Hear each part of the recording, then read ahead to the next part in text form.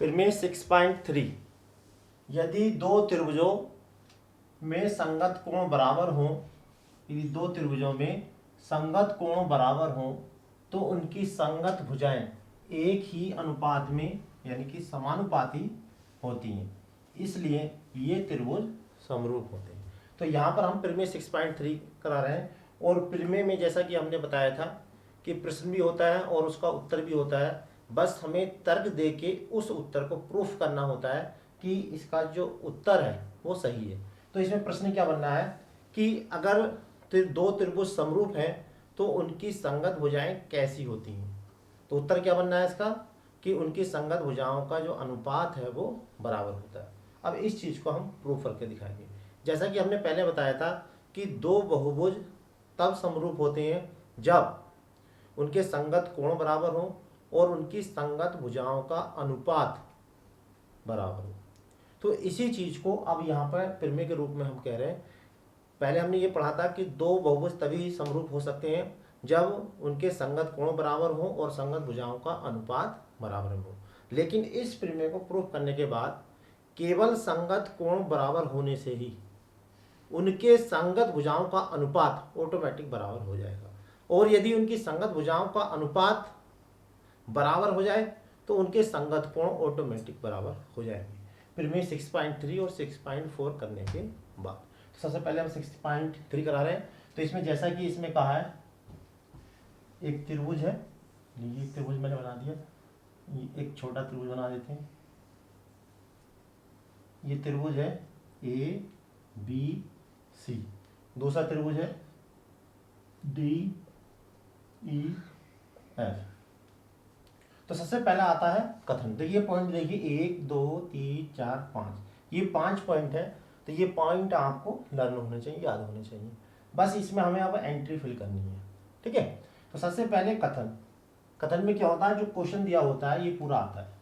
तो पूरा अगर आप ना लिखना चाहें तो शुरू के 2 वर्ड लिखें, ऐसे रख के 2 या 3 लिख लें यदि, और उसके बाद डॉट डॉट लगा दें और लास्ट वाले वर्ड लिख दें। आप ये लिख कर सकते हो, ठीक है। अब उसके बाद दिया है प्रश्न को पढ़ना, ये चीज जो मिलेगी वो आपको इसी में से मिलेगी। तो हमें इसे ध्यान से पढ़ेंगे तो इसी में मिल जाएगा कि हमें क्या दिया है। तो क्या दे रखा है, देखिए दो त्रिभुजों में संगत कोण बराबर, यानी इनके संगत कोण कैसे हैं, बराबर।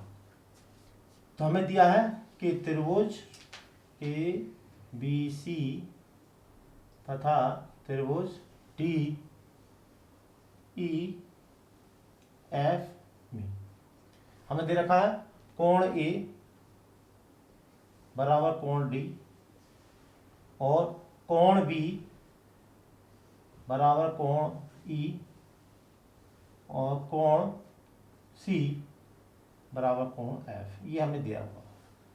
सिद्ध क्या करना है, सिद्ध करना है कि इनका जो अनुपात है वो एक ही अनुपात है। अर्थात हमें ये सिद्ध करना है A B upon D E is equal to B C upon E F is equal to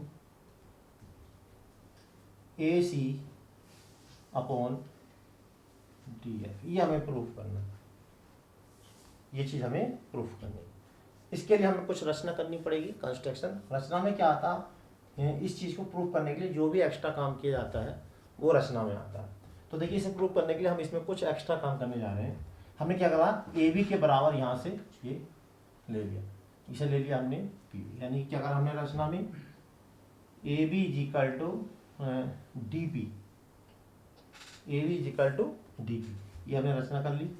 दूसरा ए सी मार्कर नहीं चल रहा, ये ले हमने क्या करी रचना, A B is equal to D P, ये पी पॉइंट है, ठीक है। और दूसरा हमने क्या करा, A C is equal to D F. ये हम थोड़ा छोटा इसलिए लिख रहे हैं जिससे पूरी जो थ्योरम है एक ही पेज पर जाए, क्योंकि पेज पलटने के बाद फिर मज़ा नहीं आता। तो यहाँ पे हमने क्या करा, A B is equal to D P, A C equal to D F तथा इसे मिला देते हैं। ए सी क्या करना हमने, A B is equal to D P और ये यहाँ पे A C is equal to D Q. अब हमने क्या करा, पी व क्यू को मिलाया। अब हम इसको मिलाएं तो पत्ती में थोड़ा सा नीचे लिख देता हूं। अब देखिए इसे प्रूफ करना। तो हमने क्या करा, इसको यहां से ऐसे रख के मिला दिया, ठीक है। तो इसे प्रूफ करने के लिए देखिए दो बातें हैं, जो हमें दिया हुआ है या जो हमने कंस्ट्रक्शन की है, इन दो बातों से ही हम लेके चलते हैं इसको प्रूफ करने के लिए। तो अब हमें क्या दिया रखा है, हमें इनके कोण बराबर दे रखे हैं, यानी कि दो त्रिभुजों में संगत कोण बराबर दिए हुए हैं, ठीक है।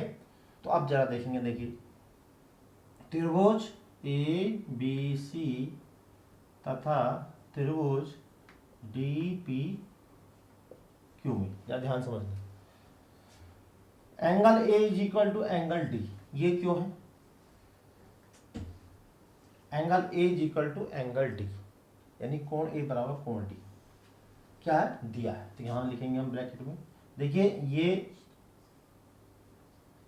जरूर है, ये ब्रैकेट में जो तर्क होता है ये देना बहुत जरूरी है। अगर हमने ये छोड़ दिया तो समझ लो ये आपकी जो प्रमेय है वो बेकार होगी। उसके बाद देखिए A B is equal to है डी पी, ए बी किसके बराबर है, डी पी के बराबर है, और A C is equal to है डी। तो यहां पर देखिए त्रिभुज ए बी सी सर्वांग सम हो गया त्रिभुज डी पी क्यू। कैसे हुआ सर्वांग सम, दो हमने एक एंगल बराबर कर दिया और दो भुजाएं बराबर कर दी। यहां लिख देंगे किससे हुआ, एस, एक एंगल बराबर हुआ एस ए एस द्वारा, ये वाला त्रिभुज इस त्रिभुज के सर्वांगसम हो गया। लेकिन हमें सर्वांगसम नहीं, इनका अनुपात बराबर करना है, ठीक है। तो जब ये सर्वांगसम हो गया तो इसका मतलब ये हुआ कि इसके प्रत्येक कोण और भुजा इस वाले त्रिभुज के प्रत्येक कोण और भुजा के बराबर हो गई। तो हम ये कह सकते हैं, क्या कि angle B is equal to हो गया एंगल पी, यानी ये वाला कोण हो गया इसके बराबर, और angle C is equal to हो गया angle Q, right. Angle B is equal to angle P और angle C is equal to angle Q. जब ऐसा हो गया तो इसका मतलब, और एंगल बी हमें किसके बराबर दिया हुआ, एंगल बी हमें देखिए दिया हुआ ई के बराबर। तो मैं इस एंगल बी के स्थान पे क्या लिख सकता हूं, एंगल ई, जो कि देखिए यहां लिख देंगे दिया है, और एंगल सी किसके इक्वल दे रखा हमें, एफ के। तो यहां लिख देंगे दिया है, तब जरूर लिखना है, ठीक है। अब देखिए ई इज इक्वल टू, ये वाला एंगल हो गया इसके बराबर, ये एंगल हो गया इसके बराबर, ठीक है। और ये एंगल इसके बराबर होने से क्या प्रूफ हुआ, ये संगत कोण हो गए, और जब संगत कोण हो गए, कैसे कोण हो गए ये संगत, तो ये क्या हो गया, इसके पैरेलल हो गया, यानी पी क्यू पैरेलल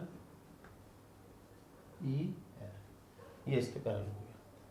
अब जब ये पैरेलल हो गया, ठीक है, तो अब एक प्रमेय होती है कि अगर ये पैरेलल, हमें क्या प्रूफ करना, जरा इसको देखेंगे, ये सिद्ध करना, ठीक है। तो इसके हिसाब से हम चलेंगे। अब ये हमने पैरेलल प्रूफ कर चुके हैं, तो प्रमेय 6.2 कहती है,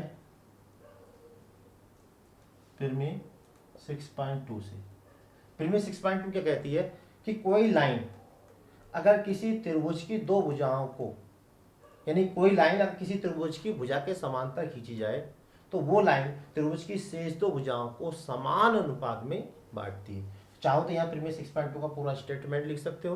क्या लिखोगे कि कोई रेखा किसी त्रिभुज की किसी भुजा के समांतर हो और वो अन्य दो भुजाओं को प्रतिच्छेद करे तो वह रेखा उन दोनों रेखाओं को समान अनुपात में बांटती है, या प्रमेय 6.2 से। अब देखो, तो यहां से अब हम आ जाते हैं यहाँ। अब देखिए यहां से जब पैरेलल है तो क्या हो गया, डी पी अपॉन पीई बराबर हो जाएगा D Q upon Q F. ठीक है, लाना हमें क्या है, ये लाना है। अब देखिए इसके अंदर डी पी, क्या लाना हमें इसमें, डी ई पी ई, और दूसरा लाना डी क्यू और क्यू एफ। अच्छा, D P upon D E P E और D Q upon Q F. अब जो लाना उसे हम जरा ध्यान से देखेंगे। अब देखिए हम डीपी के स्थान पे हम क्या ले सकते हैं, ले सकते हैं ए बी। डीपी के स्थान पे हम क्या ले सकते हैं, ए बी। डीपी के स्थान पर हम लिख सकते हैं ए बी, क्योंकि डीपी बराबर किसके हैं, ए बी के है। पीई, पीई तो अभी हमें कुछ करना ही नहीं है, तो एक काम और करेंगे, इसे हम अभी लिखेंगे लेकिन थोड़ा सा चेंज करके लिखेंगे। ठीक है, तो हम एक काम करते हैं, इसे पहले चेंज कर लेते हैं, पलट लेते हैं, इनवर्स व्युत्क्रम लेने पर। व्युत्क्रम करने, तो व्युत्क्रम करेंगे तो क्या आएगा, P E upon D P is equal to Q F upon D Q. ये व्युत्क्रम करेंगे। अब व्युत्क्रम क्यों करा हमने, देखिए हम ये करना चाह रहे थे कि डीपी के स्थान पर तो हम ए भी लिख देंगे, लेकिन इस पीई को गायब करना, तो पी को गायब करने के लिए हम एक काम करेंगे, 1 जोड़ देंगे दोनों पक्षों में, एक जोड़ने पर। देखिए जब एक जोड़ेंगे क्या आएगा, P E upon D P plus 1 Q F upon D Q plus 1। 1 जोड़ दिया, इसका एलसीएम ले लेते हैं। एलसीएम लेके क्या आएगा, P E plus D P upon D P. ऐसे यहाँ देखिए Q F plus D Q upon D. अब जरा चित्र से देखिए, चित्र से बताइए, पीई यानी कि दिस प्लस डीपी यानी कि दिस, इन सब का टोटल किसके बराबर है, डी के, राइट। और डीपी, डीपी चलिए डीपी के स्थान पर हम क्या लिख सकते हैं, अब मैं लिख देता हूं, डीपी के स्थान पर मैं लिख सकता हूं ए बी। कहां से, रचना से। देखिए कहां है, ये रचना हमने करी, डीपी के स्थान पर लिख सकते हैं A B. D F plus D Q यानी this plus this is equal to हो जाएगा ए, ये हो जाएगा डी एफ, और ये डी क्यू के स्थान पर मैं लिख सकता हूं ए सी। ठीक है, अब मैं इसको फिर दोबारा पलट देता हूं, पुनः व्युत्क्रम करने पर, पुनः व्युत्क्रम करने पर।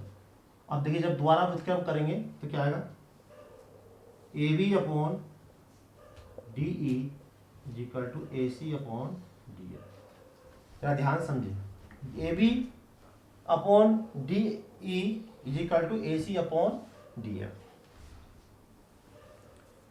बस अब देखिए, बस आपको यहाँ पे एक लाइन लिखनी है इसी प्रकार।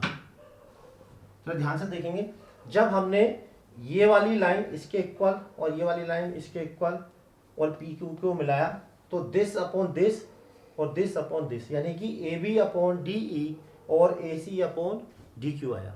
बिल्कुल इसी प्रकार से अगर हम ये यहाँ पे खींचे इसके इक्वल और बी सी खींचे यहाँ पे और इसको इस तरह से मिलाएं, तो क्या आएगा, D A B upon D E is equal to आएगा बी सी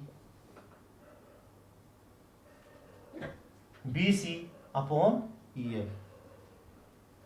ठीक, और ये वाला लें इधर, यानी कि ये वाली लाइन इसके इक्वल लें, ये इसके इक्वल लें और यहां से इसको मिलाएं ऐसे, तो आएगा E B C upon E F is equal to A C upon D F. ठीक है, अब इन सबको मिला दो, मिलाने पर अब देखिए ये इसके इक्वल है, ये इसका इक्वल है, ये इसके इक्वल है, यानी सब चीज आपस में क्या बराबर है। तो जब सबको मिलाकर हम क्या लिखेंगे, ऐसा लिख देंगे मिलाने पर, तो क्या लिखेंगे, A B upon D E is equal to B C. देखिए ए बी अपॉन डी किसके बराबर है, A B upon D A B, B C upon E F, और B C upon E F किसके बराबर है, ए सी अपॉन ई एफ। लीजिए यही हमें प्रूव करना था, प्रूव्ड। तो इस तरह से ये थ्योरम 6.3 हो गई है। तो यहाँ पर मैंने बहुत ही आसान तरीके से आपको बताया, कोई स्टेप इसमें नहीं छोड़ा है। तो मैं सोचता हूँ आपको पसंद जरूर आई होगी। अगर ये थ्योरम आपको पसंद आई है, आपके मैटर समझ में आया, तो अपने फ्रेंड तक जरूर इसको शेयर करिए। अगली वीडियो तक के लिए हमारे चैनल बने रहें। तब तक के लिए जय हिंद, जय भारत।